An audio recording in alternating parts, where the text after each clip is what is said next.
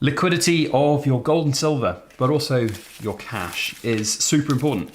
And now, in this modern world that we're in, the banks have far too much control over your cash and your money. And we're getting more and more examples of banks blocking payments for precious metals and more. So today, I want to talk about liquidity, not just of your gold and silver, but also your money. Even if you sell your gold and silver and get it liquidized quickly, can you actually use the cash? Or are the banks just gonna say no?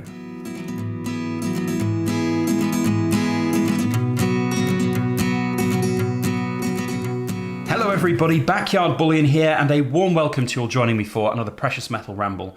Now today I want to talk about liquidity. It's one of the most important concepts when buying precious metals or investing in anything, quite frankly. How do you get your money out at the other end? And whilst we're on the subject of money, I also want to talk about the liquidity of money, whether it be physical cash like this, which is becoming more and more difficult to spend in society, and often places don't even accept it. And when you get cash out to pay, they're all confused and it's novel. It's really not good. But also cash in your bank account.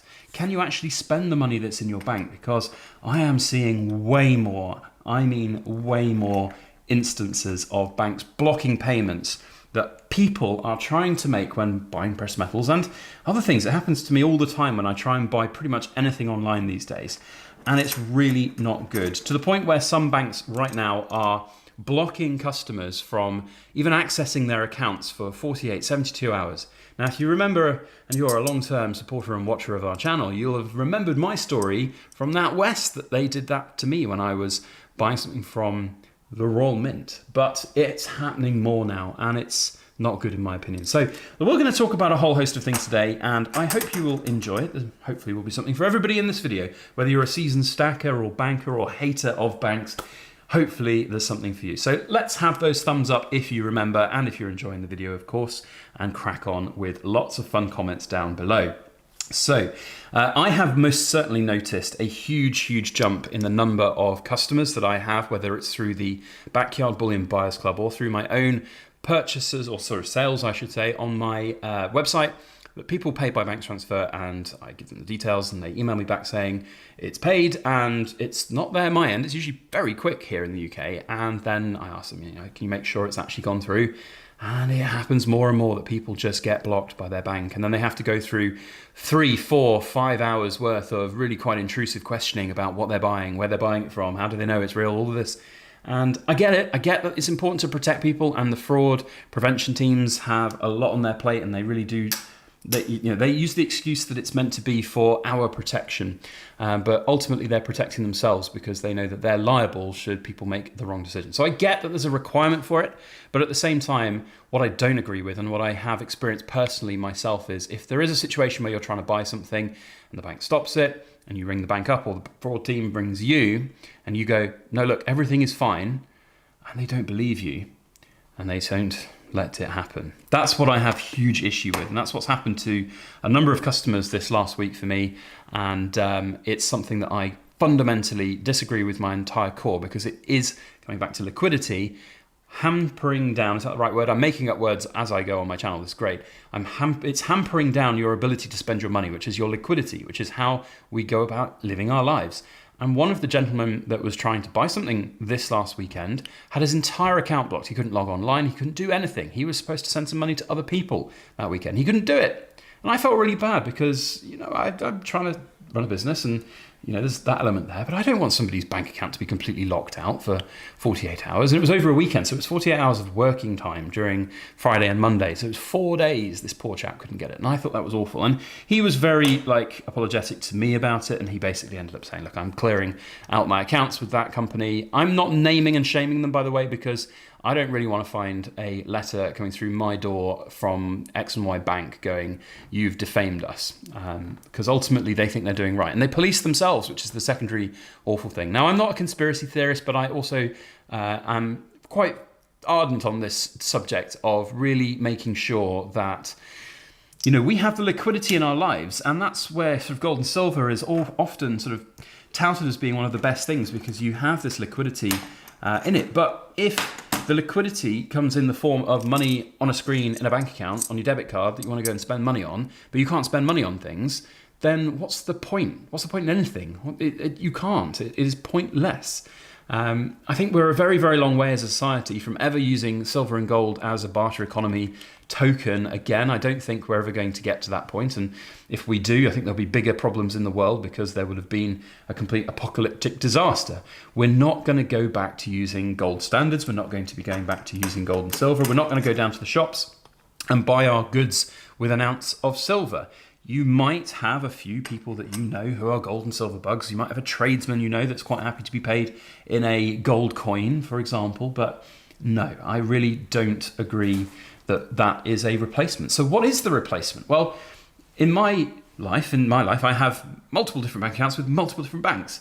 Simply, I feel it's like a scattergun approach. It doesn't hurt you to have more than one bank account, and a lot of people don't have more than one bank account. A lot of people just have the one, and they've had maybe their one for decades, and it is awful to just have one bank where all of your money is, put all your eggs in one basket, and not have the ability, if there was a situation where you would be up the brown creek without a paddle, so to speak.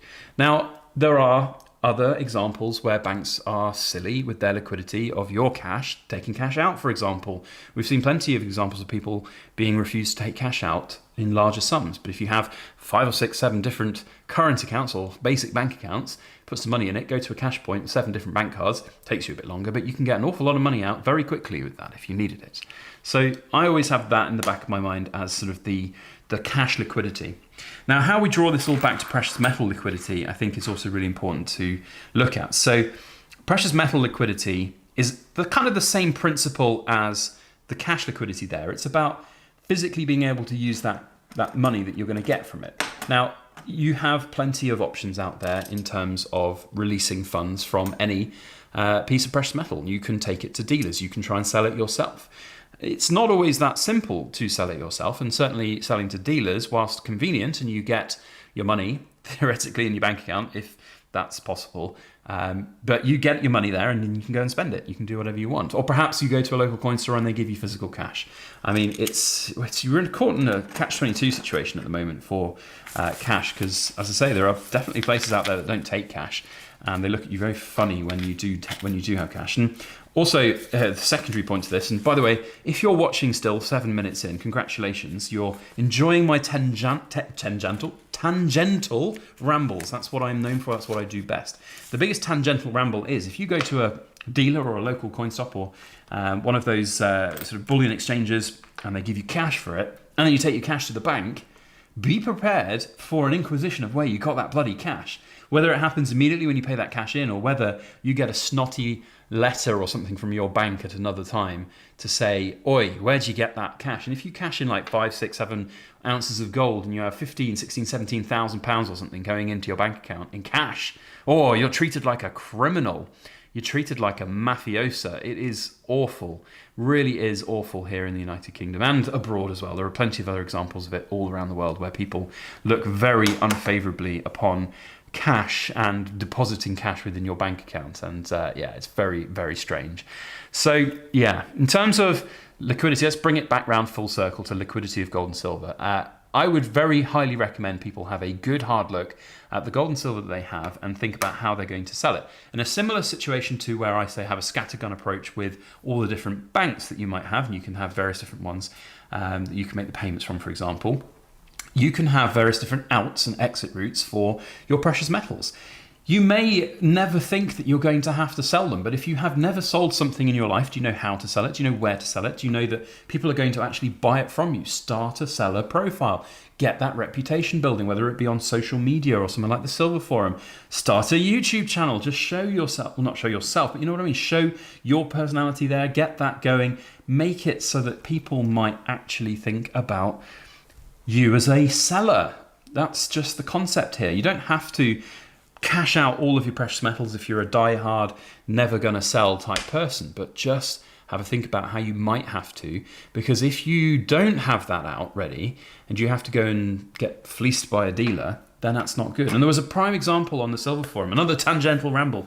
Prime example on the Silver Forum, a gentleman put up a little thread. He sold some silver, and the title of the thread I think was something along the lines of sold some silver and got completely hosed. He went to a kind of pawn shop style shop, and he had some 1 ounce silver bars, I think, and he was offered £10 for an ounce of silver. £10 for an ounce of silver. It just hurts my soul. That's like just over half, just under half of silver's price. Absolute garbage, really awful.